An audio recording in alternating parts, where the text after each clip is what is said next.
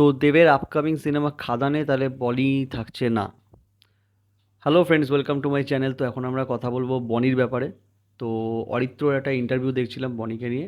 তো সে এখানে অহল্যার ব্যাপারে অনেক কথা হয়েছে এবং তার আপকামিং সিনেমা অহল্যা এবং আয়ুরেখা, এই দুটো সিনেমারই আমি দীর্ঘায়ু কামনা করি। তো এবার বাজার গরম করা খবর এটাই, সেটা হচ্ছে খাদানে বনি সেনগুপ্ত থাকছে না। তো বনি সেনগুপ্ত নিজেই সেখানে জানাচ্ছে যে খাদানে খুব ভালো একটা ক্যারেক্টার তাকে দেওয়া হয়েছিল এবং সেটা নেগেটিভ ক্যারেক্টার।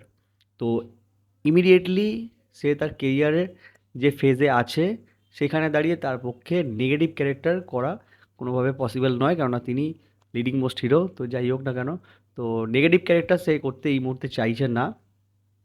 কেননা ব্যাপারটা হচ্ছে, লিডিং মোস্ট হিরো যদি লিডিং মোস্ট ভিলেন হয়ে যায় পরে, তাহলে সেটা প্রবলেমের। বাট যাই হোক না কেন, এটা একটু যোগ করে বললাম। কিন্তু এই ব্যাপারটার সাথে আমি কিন্তু খুব একটা যে সেটাকে করবো তাও নয়। আমি কিন্তু মানে এটা আবার ভালোই লাগছে যে দেবের খাদানে বনি সেনগুপ্ত নেই। তার কারণ আমি দিয়ে দিচ্ছি। আজকে অনেক রকম সিনেমার কথা বলা হলো, বিভিন্ন আমি ভিডিও দেখছি, সেখানে বলা হচ্ছে যে ভিলেন এখন খুব প্রাধান্য পাচ্ছে। সেটা ববি দেওয়াল হোক অ্যানিম্যালের, সেটা পাঠানের জন আব্রাহাম হোক, সুরিয়া হোক, মানে ছোটো ছোটো ক্যারেক্টার হলেও সেখানে ভিলেনের প্রাধান্য খুব বেশি পাওয়া যাচ্ছে। তো এগুলো খুব বলা হচ্ছে। তো আমি একটা কথা বলবো, আজকে যে সিনেমাগুলো কম্প্যারিজন করা হচ্ছে বা যে অ্যাক্টারদের সাথে কম্প্যারিজন করা হচ্ছে, বনি সেনগুপ্ত কি তার ধারে কাছেও যায়?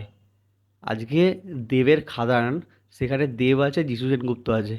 সেখানে বনি যদি থাকে, কটা লোক সেই বনিকে দেখার জন্য সিনেমা দেখতে যাবে? যেখানে দেব আছে, যিশু সেনগুপ্ত আছে, বনিকে দেখার জন্য কটা লোক যাবে?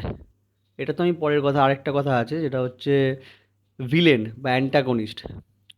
তো আমরা অলওয়েজ চাই, এখন অ্যাজ পার ট্রেন্ডিং, যে ভিলেন খুব স্ট্রং হতে হবে।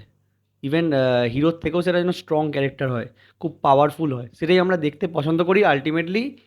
দেব খাদানে যদি বনি সেনগুপ্ত ভিলেন হয় বা নেগেটিভ ক্যারেক্টার হয়, সেখানে দেবের অপোজিটে বনিকে কি কোনোভাবে মানাবে?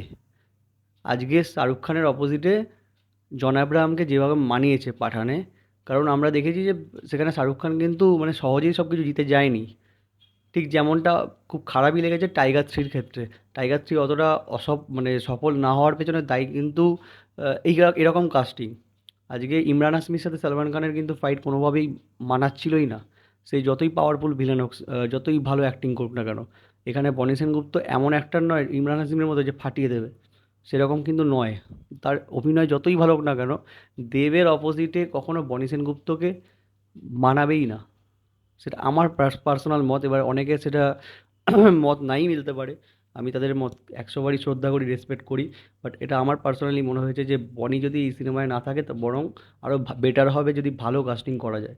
আজকে দেবের অপোজিটে যদি এই ঋষি কৌশিককে, যাকে অঙ্কুশের মির্জাতে দেখা যাচ্ছে, তাকেই যদি ভিলেন হিসেবে দেখা যায়, তাহলে কিন্তু অনেক বেশি বাড়াবে। ঋষি কৌশিক যথেষ্ট ভালো মানের একজন অ্যাক্টর এবং তার ফিজিক্যালি অনেক সেটা ভালো লাগবে যে দেবের অপোজিটে এরকম টাইপের একটা ক্যারেক্টার, যার সাথে যদি ফাইটও থাকে তো সেটাও মানাবে। আজকে দেব আর যদি বনি ফাইট হয়, মানে অ্যাকশন সিন থাকে কোনো, মানে এটা মানে খুবই একটা বিচ্ছিরি রকম লাগবে, এটা খুব একটা কনভিন্সিং লাগবেই না। তো আমার এটা পার্সোনালি খুবই ভালো লেগেছে যে বনি সেনগুপ্ত এই খাদানে নেই। কেননা খাদানে থাকলেও বনি সেনগুপ্ত মানে জন্য কেউ দেখতে আমার মনে হয় না যেত, কারণ দেব আর যিশুর মতো একটা যখন আছে। আর সেটাকে খুব আরেকটা ব্যাপার যেটা কনফার্ম হওয়া গেল, যে প্যান ইন্ডিয়া এটা টার্গেট করা হচ্ছে খাদান। কেন ফাদান তো অনেক বড় রকমভাবে বড় স্কেলে শ্যুট করা হচ্ছে, তো সেটা আমরা আগেই জানতাম। তো এবার এটা প্যান ইন্ডিয়া আসতে চলেছে, সেটাও বনি সেনগুপ্তর মুখ থেকে জানা গেল। তো খাদান তাহলে কিছু একটা করবে, যেটা আমার পার্সোনালি ফিল হচ্ছে। কারণ খাদান নিয়ে যেরকম হাইপ দেখা যাচ্ছে, খাদান একটা মানে বড় ব্লকবাস্টার হতেই পারে, গেম চেঞ্জারও হতে পারে বাংলা ইন্ডাস্ট্রির জন্য। সেরকমভাবেই এটাকে বানানো হচ্ছে। বাট পার্সোনালি আমি যদি বলি যে বনি এই সিনেমাতে না থাকাটা, এবার আমার এটা তো ভালো লেগেছে। তোমাদের কেমন লেগেছে এই খবরটা তোমরা জানাও। কিন্তু আমাকে গালাগাল খিস্তিও করো, অসুবিধা নেই, কিন্তু গালাগাল খিস্তি করার আগে চ্যানেলটাকে সাবস্ক্রাইব করে দাও ভাই। ঠিক আছে? খিস্তি তখনই খেতে ভালো লাগবে যখন সাবস্ক্রাইবার একটু বাড়বে। ঠিক আছে? তো সাবস্ক্রাইব করে খিস্তি করো আমাকে, তাতে আমার কোনো সমস্যা নেই। তো যাই হোক, ভিডিওটা যদি ভালো লাগে তাহলে সাবস্ক্রাইব করো অ্যান্ড ভিডিওটা লাইক করো।